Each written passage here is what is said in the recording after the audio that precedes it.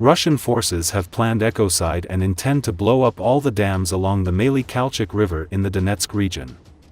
Petro Andriushchenko, the head of the Center for Occupation Studies, reported the information. The plan is to blow up all the dams along the Malyy Kalchyk River to fill the Old Crimea Reservoir, which has already significantly dried up. This decision is not only ineffective but also ecologically disastrous. It will lead to a radical shift in the natural balance, turning the adjacent areas of Malyy Kalchyk into a desert. The river is not just part of the microclimate, it is the only water source for nourishing plants in this region, writes Andriushchenko. According to sources, Russian forces also plan to drain or pump water out of the Pavlopil Reservoir. Both decisions are aimed at temporarily solving the water supply problem in Mariupol, but their effectiveness is extremely limited. The first measure will provide water for a maximum of a week, and the second for up to a month.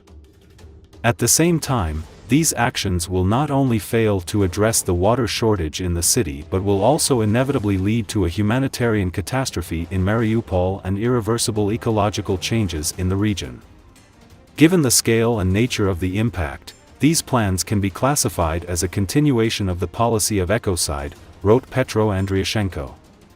It should be noted that Russian-controlled forces in Kherson Oblast have deliberately made it harder for civilians to evacuate the flood zone following the Russian destruction of the Kakhovka Dam in June 2023. According to an investigation by the Kiev Independent, the Russian military interfered with the work of locals who were evacuating people from the flooded areas on their own. Their boats were confiscated, while the volunteers were threatened and forced to stop the efforts. In turn, the local rescue services, working under occupation, did not have enough resources for the evacuation, while the occupation authorities deliberately concealed the magnitude of the disaster. As a result of these actions, civilians on the occupied east bank of Kherson Oblast that could have been rescued have died. The evacuation of civilians fell on the shoulders of the locals, who organized and coordinated the rescue themselves, in particular, via a Telegram chat. Yet, Russian soldiers did not allow volunteers to enter all the flooded areas, and confiscated their boats under threat of punishment.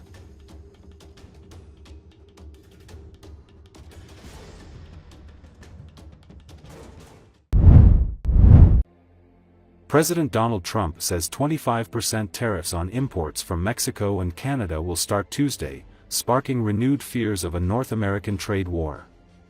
According to Associated Press, he announced the coming tariffs at the White House on Monday. He says the tariffs are to force the two U.S. neighbors to step up their fight against fentanyl trafficking into the U.S. Trump provided a one-month delay in February as both countries promised concessions. But Trump said Monday that there was no room left for Mexico or for Canada to avoid the steep new tariffs. If Trump is imposing tariffs, we are ready, said Canadian Foreign Minister Mélanie Joly. We are ready with $155 billion worth of tariffs, and we're ready with the first tranche of tariffs, which is $30 billion. Joly said Canada has a very strong border plan and explained that to Trump administration officials last week. She said the diplomatic efforts are continuing. She spoke after Trump made his comments Tuesday.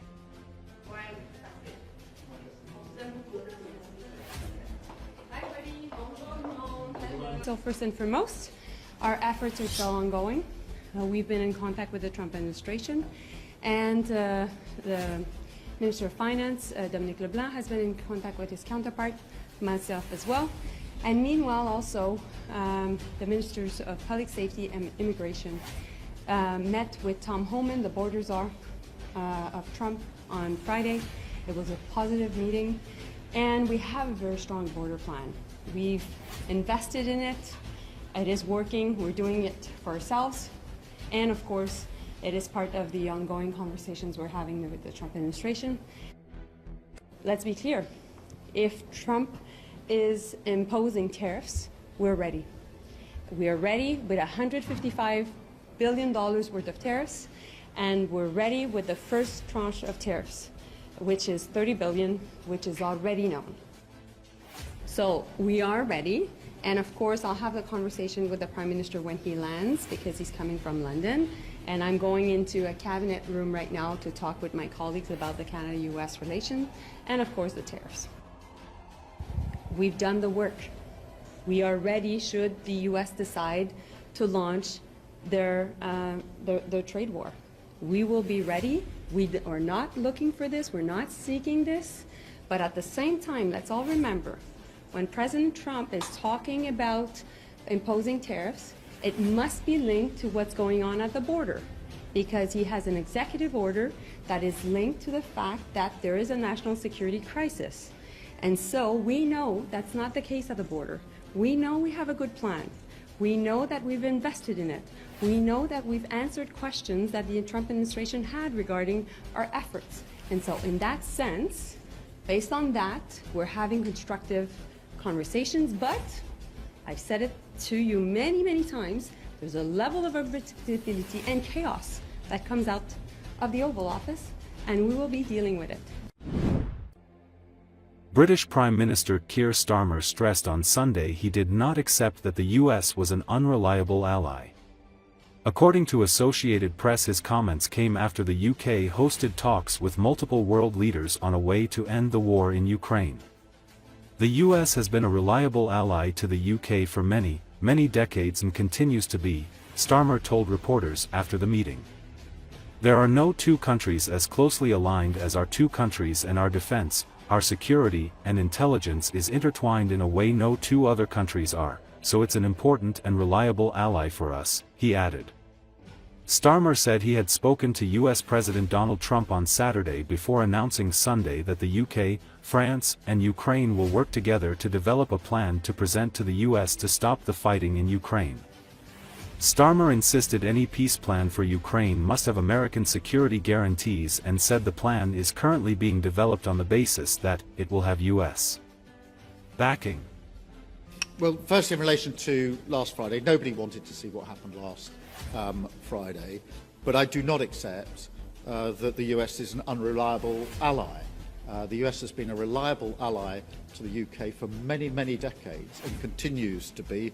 There are no two countries as closely aligned as our two countries, and our defence, our security and intelligence is intertwined in a way no two other countries are. So it's an important and reliable ally for us. The discussions we've had today, particularly the coalition of the willing, is on the basis that this is a plan that we will work with the US and that it will have US backing. So that is the purpose of the plan, and that is why I spoke to President Trump last night before we developed the work on this plan.